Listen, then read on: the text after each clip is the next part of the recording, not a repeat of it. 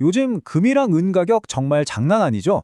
연일 사상 최고치를 경신하고 있는데, 근데 뭔가 좀 이상하다는 생각 안 드세요? 우리가 알던 경제 공식대로라면 지금 이렇게 오르면 안 되거든요. 이게 그냥 잠깐 오르는 걸까요? 아니면 금융시장의 판 자체가 바뀌고 있다는 거대한 신호일까요?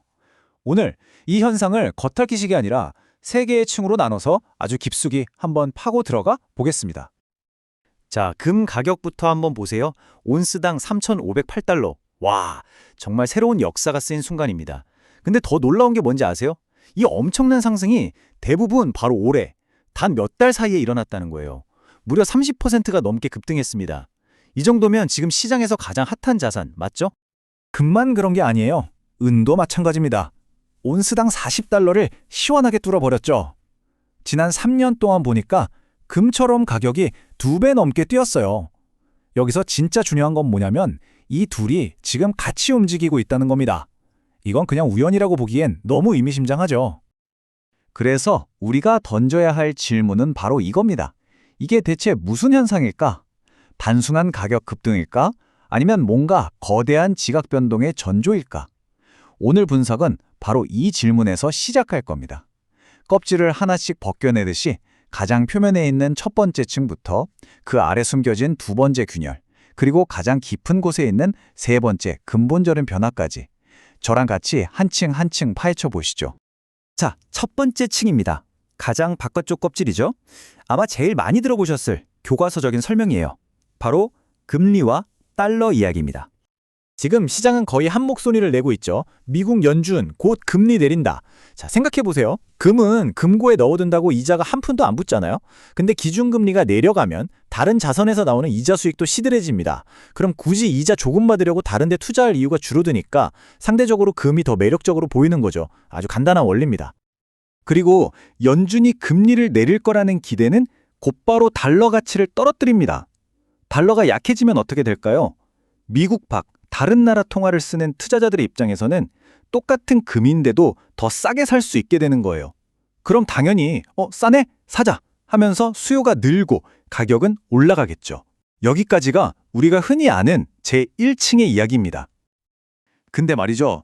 이것만으로는 지금의 이 기이할 정도의 랠리가 전부 설명이 안 됩니다. 이제 두 번째 층, 그 표면 아래에서 벌어지고 있는 균열을 들여다볼 시간입니다. 이건 우리가 지금까지 겪어보지 못했던 새로운 종류의 불확실성에 대한 이야기입니다. 이 개념을 딱 하나만 기억하고 가시죠. 바로 실질금리입니다. 뭐 복잡하게 생각할 거 없고요. 그냥 물가 상승률까지 다 빼고 내 손에 진짜로 남는 이자율이라고 보시면 돼요. 전통적으로 금 가격과는 완전히 반대로 움직이는 거의 거울 같은 지표였어요. 자, 바로 이 지점이 정말 이상하고 또 중요한 부분입니다. 교과서에 따르면 실제 금리가 오르면, 그러니까 은행 이자가 더 매력적으로 변하면 이자도 안 주는 금값은 떨어지는 게 정상이거든요. 그쵸? 근데 보세요. 2022년 이후 연준이 미친 듯이 금리를 올렸는데도 금값이 오히려 같이 올랐습니다. 완전히 반대로 간 거죠. 이 역설, 이 패러독스가 뭘 말해주는 걸까요? 이건 시장 사람들이 나 이자 좀 못 받아도 괜찮아. 그것보다 훨씬 더 무서운 게 있어. 라고 외치고 했다는 강력한 증거입니다. 바로 이겁니다. 이제 투자자들의 공포는 개별 주식이나 채권이 떨어지는 수준을 넘어섰어요. 금융 시스템 전체가, 이 판 자체가 흔들릴 수 있다는 시스템적 불확실성, 바로 이 거대한 위험을 가장 두려워하기 시작한 겁니다. 그리고 이 궁극의 위험 앞에서 마지막까지 나를 지켜줄 최후의 보루로 금을 선택하고 있는 거죠. 이런 변화는 투자 세계의 국룰이었던 전략까지 완전히 뒤흔들고 있어요. 여러분, 60-40 포트폴리오라고 들어보셨죠? 주식 60, 채권 40으로 나눠 담으면 안전하다는 거의 공식 같은 거였잖아요. 근데 이게 더 이상 안 먹히는 시대가 온 겁니다. 왜냐? 주식이랑 채권이 예전처럼 반대로 움직이는 게 아니라 같이 떨어져 버리니까요. 그럼 내 자산을 지켜줄 방패가 없는 거잖아요. 그래서 다들 필사적으로 새로운 방패, 새로운 구조적 안정제를 찾기 시작했고 바로 그 자리에 금이 떠오른 겁니다. 이제 마지막 가장 깊은 층으로 들어가 보겠습니다. 이건 일시적인 현상이 절대 아닙니다. 아주 길고 어쩌면 다시는 되돌릴 수 없는 거대한 구조적 변화, 바로 글로벌 금융의 새로운 질서가 만들어지는 현장입니다. 이 차트 한번 보세요. 정말 놀랍지 않나요? 전 세계 금을 사들이는 주체를 봤더니 각국의 중앙은행들이 무려 20% 이상을 차지하고 있습니다. 불과 10여 년 전만 해도 이들은 금을 팔던 사람들이었어요. 근데 이제는 시장의 가장 큰 손, 큰 형님이 된 겁니다. 이건 그냥 안전자산이 좋으니까 사자 이런 단순한 차원이 아니에요. 이건 정말 거대한 지정학적 게임입니다. 중국을 보세요.